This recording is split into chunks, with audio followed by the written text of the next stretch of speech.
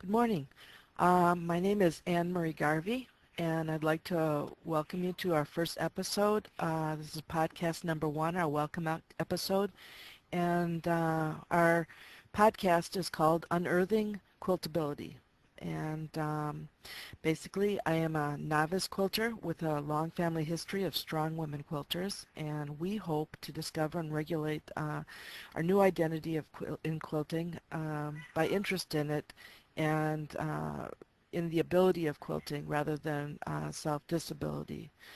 Um, I define quiltability as in the things that encompass the world of quilting and progressing through its normal paces as a medium of artistic expression.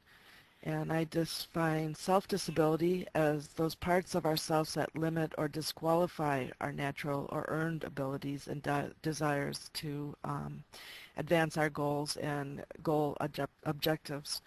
You have to apologize. I apologize for being a little bit nervous. I haven't done this before, and as you probably all have gone through once at least, it's a little unnerving to be listening to yourself speak. So um, we'll be looking to establish goals that help us progress through building our quilting skills. I've only been quilting for about 1 year, and this is a bit of a misstatement in that last week we found a small 34-inch by 24-inch quilt top that we worked on just prior to our teenage years. My grandmother had been a quilter, and her grandmother had been a quilter, and most likely many before them. My grandmother had given me a small red box when I was about 10 years old with 2.5-inch square quilt squares that had been cut by her mother. They had they had skipped a generation, and it was not only passed down to me, but also I was given an exceptional gift of my grandmother's treadle sewing machine.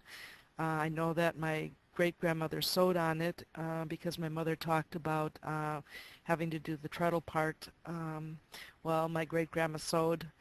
But this was the machine that was used primarily by my grandmother, Myrtle Rasmussen, for a great portion of her early life. I know she had been given the machine while she was just married.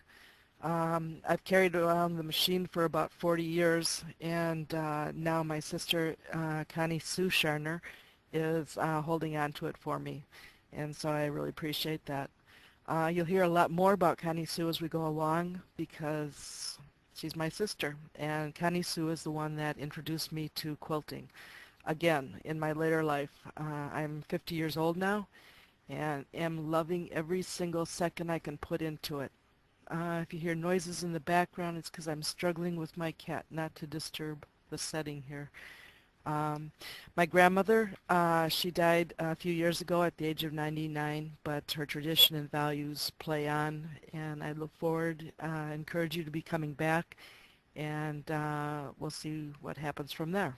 Okay? Keep listening.